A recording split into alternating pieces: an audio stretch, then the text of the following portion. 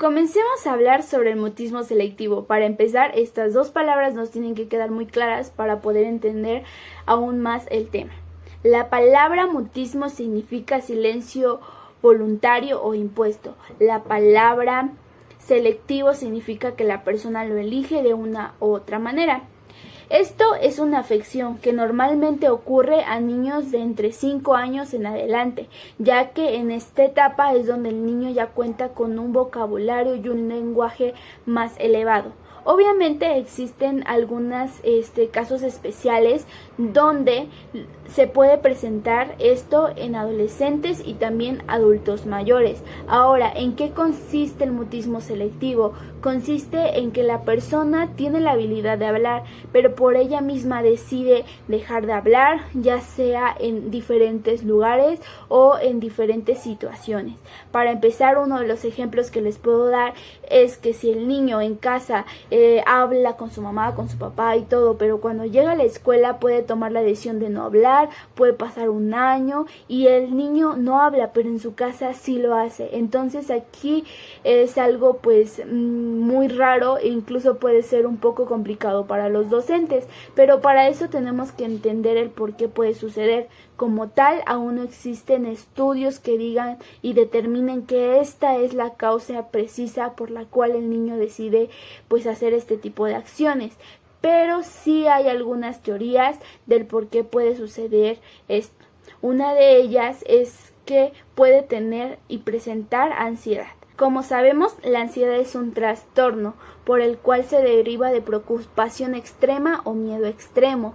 Entonces, si nuestro alumno o el niño tiene ansiedad, es propenso a tener un mutismo selectivo, ya que puede tener alguna fobia extrema, un miedo extremo, o incluso puede haber pasado ya por alguna situación de dolor, ya sea violencia dentro de su hogar o violencia por parte de una persona, y por eso el niño decide mejor dejar de hablar. Entonces, uno de los síntomas principales y fundamentales es que dejan de hablar. Ese es uno de los síntomas principales. El niño o la persona deja de hablar por completo, aunque pueda hablar, lo deja de hacer. Una más es que se quedan paralizados, o sea, se quedan sin moverse, se quedan como si estuvieran apagados, o sea, como si no pudieran hacer las cosas, pero realmente las pueden hacer. Ellos no colaboran para comer, no colaboran para cambiarse, para vestirse. Eso puede llegar a pasar. Eso es alguno de los síntomas. También son algunos gestos faciales que comienzan a hacer, algunos tics o algunas situaciones que pueden presentar y son características por las cuales nosotros podemos ver que nuestro alumno o la persona con la que estamos conviviendo tiene mutismo selectivo. Algunas de las terapias y cosas que se realizan para que mejore la persona que tiene un mutismo selectivo es una terapia cognitiva conductual. Se necesita también que la persona o el niño no esté bajo presión y tampoco en un grado de estrés, ya que esto empeoraría muchísimo su condición y no se lograría algún avance. En casos extremos, cuando la persona tiene una ansiedad de grado alto, se necesita de algún medicamento que lo ayude a manejar sus emociones y también lo ayude a mantenerse más tranquilo, más consciente y asimismo pueda colaborar ya sea con el maestro, con los padres o con los psicólogos que lo traten para que pueda quitar esta situación que se presenta. Esta situación pues sí es un poco compleja, se necesita de mucha paciencia, ya que pocos lo entienden y piensan que puede ser solo un berrinche, puede ser solo porque lo quiera hacer, pero no, esto sí es algo que se necesita ser tratado e identificado pues con tiempo. El trastorno degenerativo infantil o síndrome desintegrativo de la infancia, también conocido como síndrome de Heller o psicosis degenerativa, es una enfermedad muy poco común y está incluida dentro de los trastornos con espectro autista. En la mayoría de los casos, el trastorno degenerativo infantil se presenta alrededor de los 3 o 4 años de edad, pero en algunos casos esto tarda un poco más, pero nunca pasando de los 10 años. Durante los primeros años, los padres no notan ningún problema, ya que el ritmo de desarrollo del niño es completamente normal.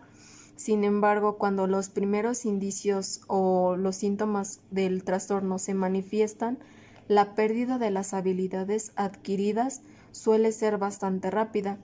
En algunos casos puede tardar de meses a semanas, pero en la mayoría todo es cuestión de días. De esta manera, el niño comienza a tener dificultades para realizar actividades o tareas que realizaba por sí solo, y el deterioro se hace cada vez más evidente. Los principales síntomas de este trastorno son la pérdida de la fluidez del lenguaje y dificultad para expresar lo que desea y para comprender lo que se le pide.